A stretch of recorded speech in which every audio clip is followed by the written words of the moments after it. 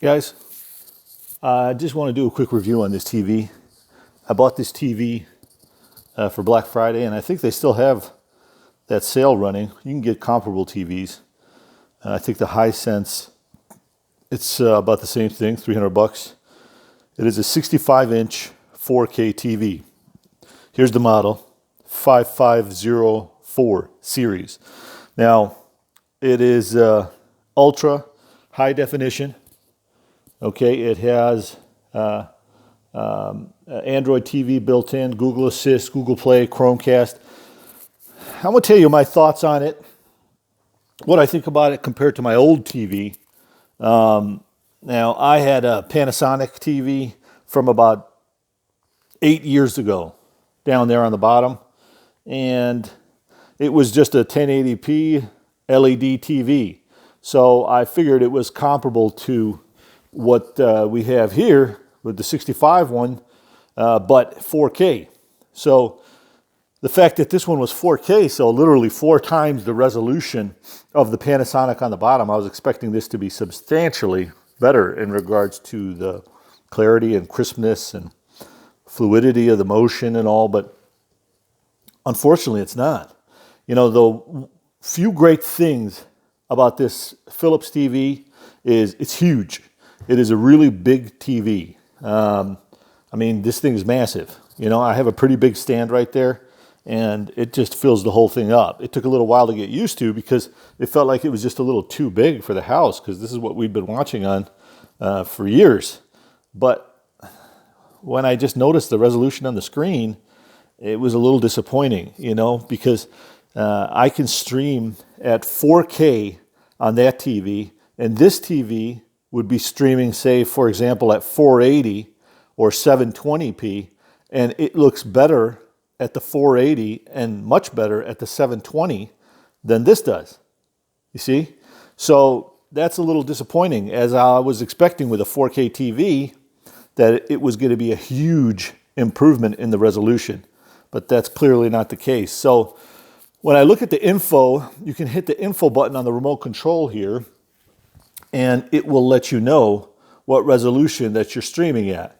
You know, so what I would be playing something, and let's see if we can find something that's 4K here. I'll go to Netflix, and oops, sorry. We'll go right there to Netflix. See, this is at HD, so I'm assuming it would go to 1080p. Let's go back and find something at 4K. Now, I also found out that if you guys are Netflix users, which I'm assuming everybody is, that you have to upgrade your Netflix package if you want the 4K feature. Many of you may know about that. I had no idea, but it was $12.99 a month for the typical Netflix, and this is now $15.99 to have it stream at 4K. Okay, so it probably looks really good right now to you on the phone, and right now this is the resolution that it's streaming at here, so the 2160, which is not full 4K. I'll see if I can get something that is going to be full 4K, and we will head over. As you can see, I have kids here, and all my stuff's cartoons. But let's go to TV shows, and actually, let's go to search, and we'll go type in 4K, and there it is. Now, one thing that's great about this as well is it's very fast. So everything that you type in will come up really quick, which is nice. My older TV would lag a lot more. This TV is just a lightning fast. Now the problem is, if I attempt to play this, they're going to give me some copyright issue. So I don't know what I can play. Sugar Rush, Holiday Rush. Let's see if we can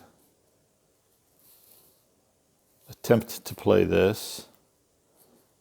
Now I'm going to just keep an eye out on the corner here and see if it's going to stream at that high speed. Sometimes it takes a minute for it to load up and to get to that super high resolution of the 4K. And we'll see if it gets up there. There it is, 2160. Now, a lot of it sometimes has to do with your bandwidth, so hopefully you all have a pretty fast internet speed. I'm assuming most of us do these days, especially if you're looking for real high resolution film. But guys, it's just so much grainier. Like, it is a much grainier screen than this. And again, this playing at 480 is clearer than this. And it just, guys, I don't want to be all negative about this TV because it's not just horrible, but it was just a little bit disappointing. That's all. I expected it to be way more crisp. You'll almost feel like the TV is a little bit older based on the resolution, especially compared to this guy that I have down here, which I don't know if you can tell, but it's a lot clearer, you know. Everything just has a more quality look, like a higher resolution. In regards to thickness and all, this Philips TV is a little thicker than my 7-year-old Panasonic, as you can see there. The great thing about this, though, is because it's thicker, the speakers sound a lot better. It actually has pretty good volume for a flat screen LED TV. But,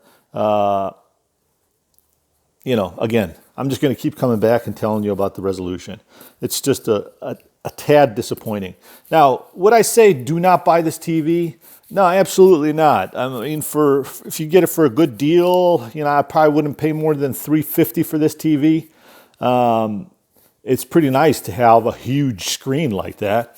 You know, I mean, just take a look. The one on the bottom that looks small is actually a 50-inch TV, which is a pretty good sized TV. But the one on top, it feels like it just dwarfs it. You know, when you're sitting in front of it, it's just huge.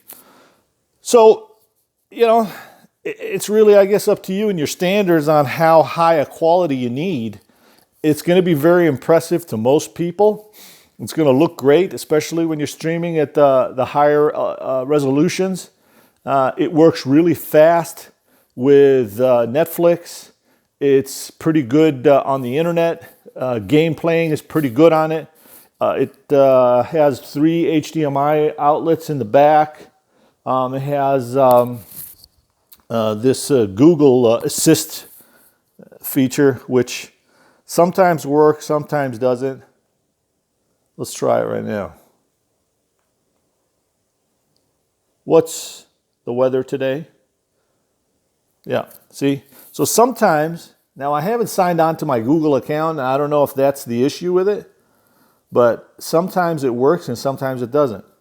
See, so it turns on when I push the button, but it's not hearing what I say, which, again, I'll give it the benefit of the doubt in that I have not signed on with my Google account yet, and maybe that's part of the problem, but I don't think so. But I'd be curious to see how the Hisense 65-inch does against this one. But again, recapping everything, guys, it's a great TV. It's big. It's cheap. It's light. It gets the job done. It's very fast for streaming. It's very fast for pairing up with your cell phone if you want to send over pictures or videos, or just cast your phone completely and show someone what you're doing on your phone. And the sound quality is pretty good. The negatives about it, the resolution is just not what I thought it would be for a 4K TV. Those are my thoughts on it. Hopefully it helps you guys out. and saves you a little bit of time in regards to your TV shopping. We'll see you next time.